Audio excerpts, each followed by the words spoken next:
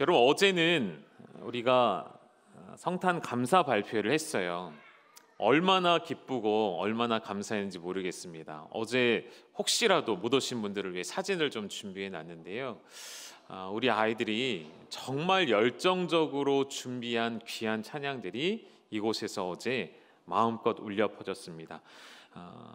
제가 확신컨대 우리만 기뻐했던 시간이 아니고요, 우리 주님이 정말 기뻐하실 만한 그런 시간이었습니다. 그래서 우리의 기쁨을 몸으로 표현하고 소리로 나타내고 춤을 추며 기뻐 뛰며 함께 예배였던 2시간 동안의 시간을 가졌던 어제 저녁이었습니다. 그리고 그 기쁨을 오늘도 간직한 채 오늘 여러분 이 자리에 나오셔서 감사합니다. 저에게 설교할 시간이 생각보다 많지가 않더라고요. 제가 근데 깜빡하고 어제 평소와 같이 설교를 준비했다가 저녁이 되어서야 좀 짧게 해야 되지라는 생각을 하게 되어서 조금 줄였습니다. 편집을 잘 했어야 되는데 여러분 잘 오늘 집중해서 말씀 들어보셨으면 좋겠습니다. 우리 주일학교 친구들도 말씀 잘 들어보세요. 자, 우리 1절의 말씀을 한번 화면에 띄워드리겠습니다. 마태복음 2장 1절이 시작될 때 이렇게 시작했어요. 헤롯 왕 때에 라고 설명하고 있습니다. 헤롯 왕 때에, 이 당시의 배경을 설명할 수 있는 중요한 한 가지의 단어가 되겠습니다. 헤롯 왕 때는 어떤 때냐면 이렇게 설명하고 싶어요. 암울한 시대, 해가 뜨기 전 가장 어두운 새벽의 시간대. 이 당시는 이스라엘이 로마에게 주권을 빼앗겼습니다.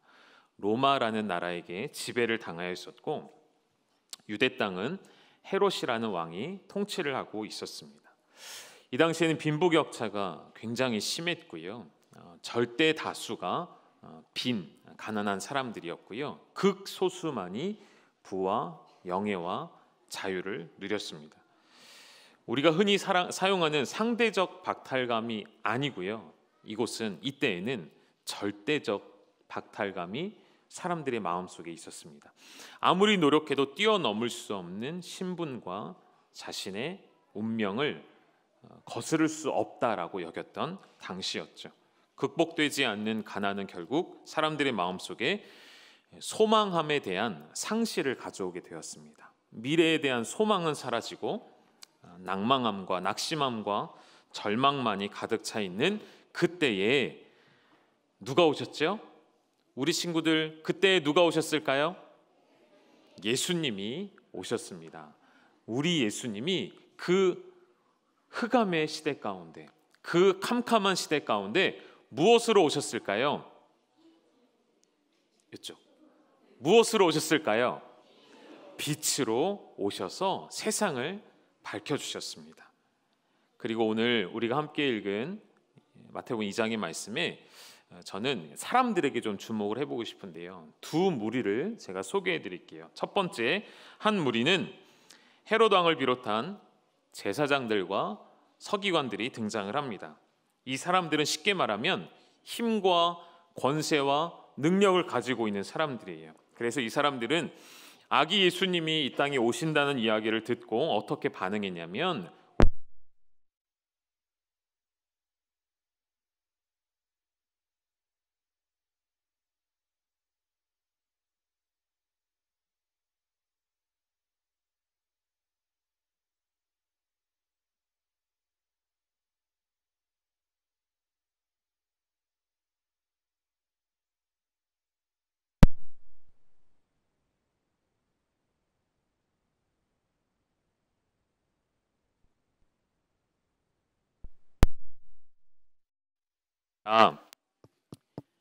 힘을 갖고 있던 사람들은 소동하기 시작했대요. 소동했다는 말은 무슨 말이냐면 당황했다는 뜻이에요. 마음이 편한 게 아니에요. 좋은 마음이 아니죠. 메시아가 오셨고 예수님이 오셨다는 것이 왜 이 사람들에게는 당황스러운 일이 됐을까요? 왜 소동이 일어나게 되었을까요? 목사님의 다음 설명을 잘 들어보면 알 수가 있을 거예요. 헤롯 왕은 조금 후에 이러한 명령을 내립니다. 이 유대 땅에 2살 기준으로 그 이하의 모든 아이들은 어떻게 하라고 명령했을까요? 죽여라 라는 무서운 명령을 내렸어요. 그럼 거기에는 누가 포함이 될까요? 예수님도 포함되는 거예요. 왜 이런 명령을 내렸냐면, 목사님 조금 전에 말씀을 드렸죠.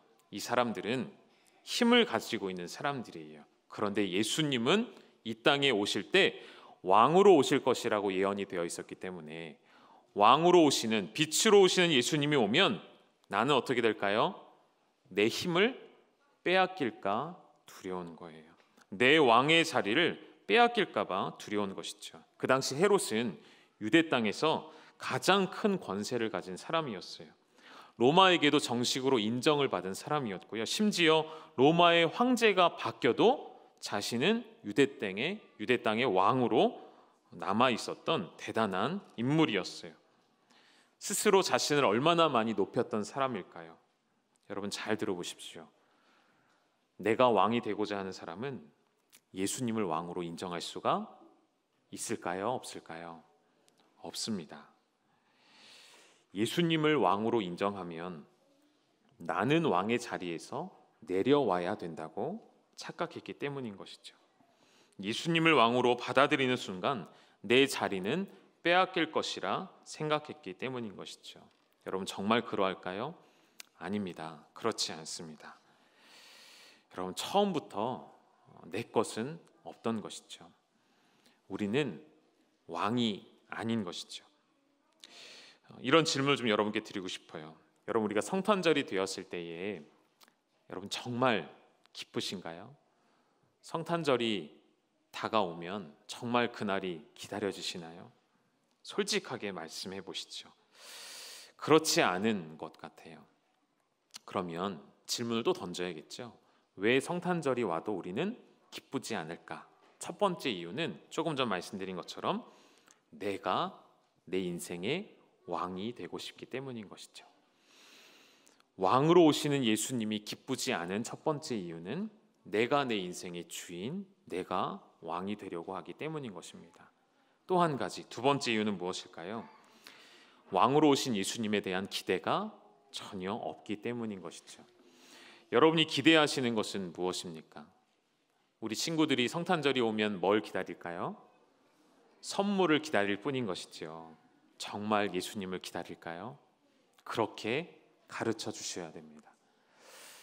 성탄절이 오면 우리가 선물을 주고받고 우리끼리 기뻐하는 시간이 아니라 예수님이 주인 되시고 예수님이 주인공 되시는 날임을 반드시 가르쳐 주셔야겠습니다. 우리 어른들에게도 우리 부모님께도 물어보고 싶습니다. 예수님에 대해 여러분은 어떤 기대감을 가지고 계신가요? 여러분의 인생과 예수님의 이 땅에 오심이 어떤 관계 가운데 있는지요. 요즘에 요한일서를 여러분 묵상하고 계실 텐데요. 요한일서에 반복되는 중요한 표현이 있습니다. 몇 가지가 나오는데 그 중에 하나가 무엇이냐면 요한이 계속 이런 말을 해요. 너희가 알았으면 좋겠다. 무엇을 알았으면 좋겠다고 말하는 것일까요? 감추어진 비밀이 드러났고 정말 예수 그리스도가 누구인지를 너희가 알았으면 좋겠다. 하나님 아버지가 정말 누구인지 알았으면 좋겠다. 이런 이야기를 계속 말해요. 그래서 요한일서를 읽으면 알라, 아느니라, 아노라, 알아야 한다 이런 말들이 계속 반복되는 것이죠. 그래서 제가 요한일서를 묵상하면서 제 마음속에 좀 새겨졌던 생각이 무엇이냐면 내가 할 일, 목사로서 내가 해야 할 일이 무엇인지 다시 한번 명확하게 확인하는 시간이 되었습니다. 제가 할 일은 하나님의 말씀을 가지고 우리에게 맡겨주신 이 귀한 열방 공동체 안에서 적당하게 타협하며 가르치는 말씀이 아니라 진리의 말씀을 바르게 선포해서 우리 모든 성도님들, 우리 모든 교회 학교 학생들, 우리 모든 세대가 하나님을 바르게 아는 것, 하나님 앞에 바른 신앙을 가지는 것, 그리고 바른 신학을 가지는 것, 그리고 바른 성도가 되는 것, 주님의 바른 제자가 되도록 이끌어가는 것이 나의 역할이겠구나 생각이 되었습니다. 오늘도 그래서 어김없이 진리를 말씀드리고 싶어요. 예수님의 오심이 기쁘지 않다면 그것은 예수님의 문제가 아니라 세상의 문제가 아니라 나의 문제라는 것을 생각해 보셨으면 좋겠습니다. 예수님의 탄생하신 이 날을 기념하는 이 성탄절이 여러분 마음속에 정말로 기쁘지 않다면 여러분의 신앙을 진지하게 돌아보셔야 할 필요가 있다는 것이죠. 예수님을 기뻐하지 않는 무리는 결국 자신들의 마음속에 가득 찬 욕망들이 해결되어지지 않고 있었기 때문인 것이고, 반면에 예수님의 오심을 기뻐하는 무리들이 등장하는데 누굴까요? 바로 동방에서부터 온 박사들이라고 성경은 표현되어 있습니다. 이 동방에서 온 박사들이 2절에 보니까 왜 별을 따라왔냐면 이렇게 이야기해요. 그의 별을 보고 그에게 무엇을 하러 왔다고 되어 있죠? 경배하러 왔노라. 여러분, 이 동방 박사들의 예수님을 찾아온 목적은, 아기 예수님 앞에 찾아온 목적은 그분을 경배하기 위함이에요. 그러면 무엇을 우리가 알 수 있을까요? 경배를 받는 대상은 누구시죠?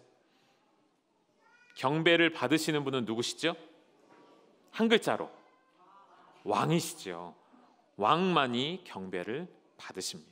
내가 왕이 될 때는 그분을 경배할 수 없지만 그분의 왕되심을 인정하면 경배할 수 있게 되어지는 것이죠. 왕이신 그분께 경배하러 왔을 때에 그들의 모습, 그들의 감정 상태를 오늘 성경에서 뭐라고 표현하냐면, 우리 10절 말씀을 한번 띄워주시겠습니까? 우리 한 목소리로 크게 같이 읽겠습니다. 시작. 그들이 별을 보고 매우 크게 기뻐하고 기뻐하더라. 아멘. 어떤 상태였죠? 엄숙하고 경건하고 우리가 소위 말하는 거룩한 그런 상태가 아니었고요. 이렇게 네 가지로 표현했어요. 매우 크게 기뻐하고 또 뭐라고요? 기뻐하더라. 한 번만 표현하면 될 텐데 이렇게 강조해서 표현했어요. 매우 크게 기뻐하고 기뻐하더라. 뭘 말하고 싶은 것이냐면 이 세상에서 찾을 수 없는 가장 큰 기쁨을 이 동방 박사들이 경험하게 되었다는 것이죠. 무엇 때문에 기뻐했을까요? 아기 예수님이 탄생하시는 곳에 드디어 별이 멈춰 섰기 때문에, 그 별을 보고 그 말은 곧 예수님을 만나게 되므로 이들이 기뻐하게 되었다는 것이죠. 여러분, 이 동방 박사들은 유대인들이 아니었어요. 이스라엘 사람들이 아니에요. 특별한 사람도 아니죠. 성경에는 이름조차 기록되지 않은 무명의 사람들이었습니다. 그런 그들이 기뻐하고 있습니다. 무엇 때문에요? 그들 앞에 서 계시는 예수님을 만났기 때문에.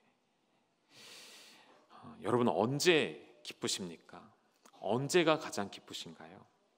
우리 자녀들의 어떤 기쁜 소식을 들었을 때, 우리가 하는 일들이 잘 되어질 때 참 기쁘시죠. 그러나 그것과 비교할 수 없는 기쁨, 그 기쁨을 주신 이가 있으니 바로 우리 주 예수 그리스도이심을 믿으시기를 소망합니다.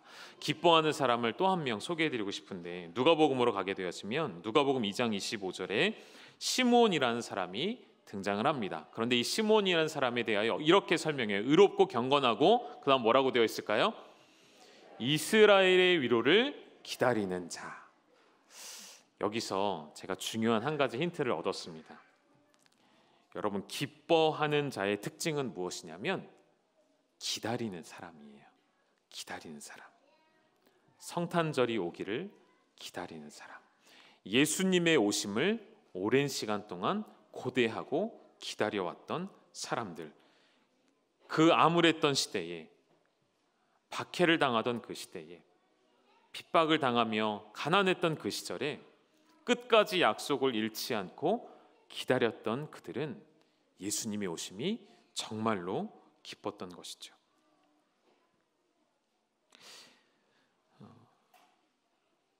이스라엘의 위로라는 것은 여러분 결국 누가 주시는 것일까요? 하나님께서 주시는 것이죠. 그리고 그 하나님의 완전한 위로하심은 그의 아들을 내어주시는 예수 그리스도를 통해 성취가 된 것이죠. 여러분, 이 시므온은 이스라엘의 위로, 즉 예수 그리스도를 메시아를 기다렸던 사람이기 때문에 그 기쁨을 누릴 수 있었던 것이죠. 우리에게 다시 바꿔서 질문해 볼까요? 여러분, 오늘 이 시대에 누가 성탄의 기쁨을 누릴 수 있을까요?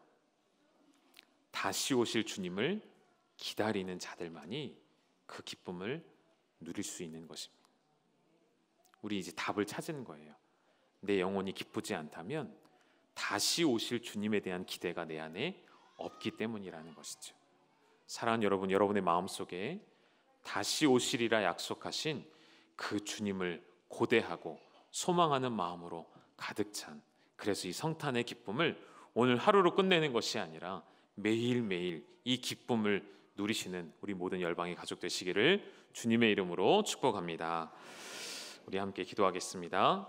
하나님 아버지, 오늘 예수님께서 오신 이날 기뻐하며 기뻐하고 또 기뻐하는 우리의 모습이 되게 하여 주시옵소서. 오늘 우리 사랑하는 자녀들과 함께 블레싱데이로 예배드립니다. 주님의 오심을 우리 자녀들과 함께 나눌 때에 주님의 오심을 더욱 기다리며 소망하는 열방의 모든 가족들이 다 되게 하여 주시옵소서. 우리를 위해 이 땅에 오신 주님께 감사와 영광 올려드리며 살아계신 예수님의 이름으로 기도 올리옵나이다. 아멘. 우리 찬송가 114장 함께 부르시도록 하겠습니다.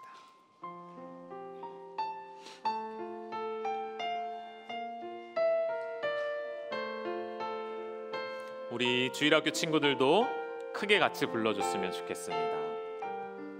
그 어린 주 예수, 그 어린 주 예수 늘 자리 없어 그 귀하신 몸이 구유에 있네. 저 하늘의 별들 반짝이는데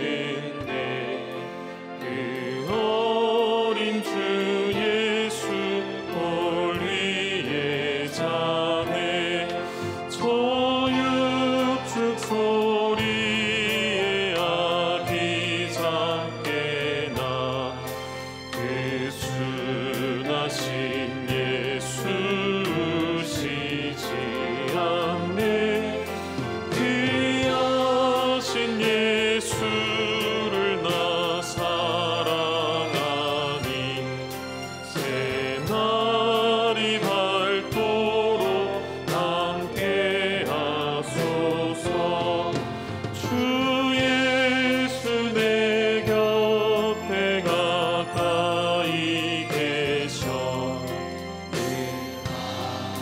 내 사랑 늘 베푸시고 온 세상 아기들 다 품어주사 주 품 안에 안겨 살게 하소. 우리 간주해 주시고요. 그럼 한 번 더 우리 3절 부르실 때에는 자리에서 함께 일어나셔서 고백하실까요?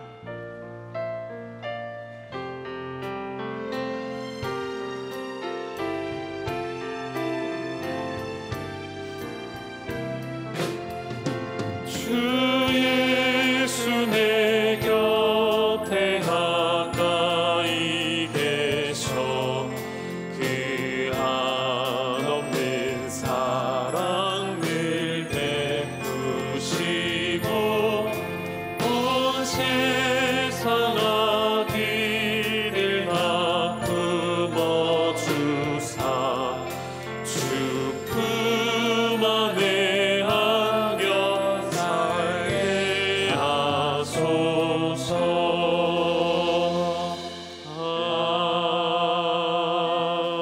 아멘.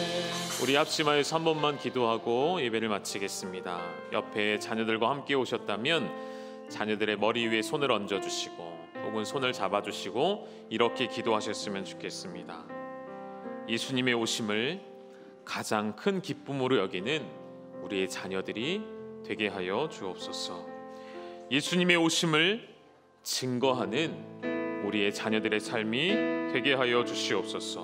그리고 마지막으로 우리가 그러하듯이 예수 그리스도의 다시 오심을 기다리고 소망하는 우리 자녀들의 믿음 되게 하여 주시옵소서. 우리 이런 마음으로 함께 자녀들을 축복하며 함께 기도하며 나아가시겠습니다. 살아계신 아버지 하나님, 이 복된 날 우리에게 예수 그리스도를 보내주시옵소서. 가장 큰 기쁨을 맛보아 알게 하여 주시니 감사합니다. 하나님, 당신의 오심을 기다렸던 자들은 기뻐하였고 당신의 오심을 기다리지 않았던 자들은 소동하였던 것을 봅니다. 하나님, 오늘 우리는 주님 오신 날 어떤 모습으로 그 앞에 서 있는지 돌아봅니다.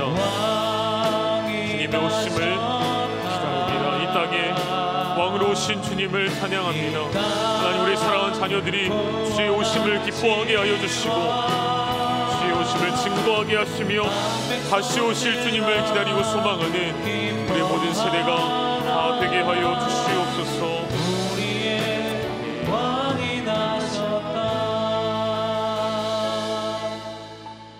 우리 주님 예수 그리스도의 은혜와 당신의 아들을 완전한 위로하심으로 보내주신 아버지 하나님의 놀라운 사랑하심과 성령의 교통케 하시는 역사가 주님 오심을 가장 큰 기쁨으로 여기며 주님 오심을 증거하는 삶을 살기를 결단하며 다시 오실 주님을 기뻐하는 마음으로 기다려 주님을 만나기를 소망하는 우리 사랑하는 열방의 모든 가족들을 위해 우리 사랑하는 자녀들 그 머리 위에 이제로부터 영원토록 함께 있을지어다.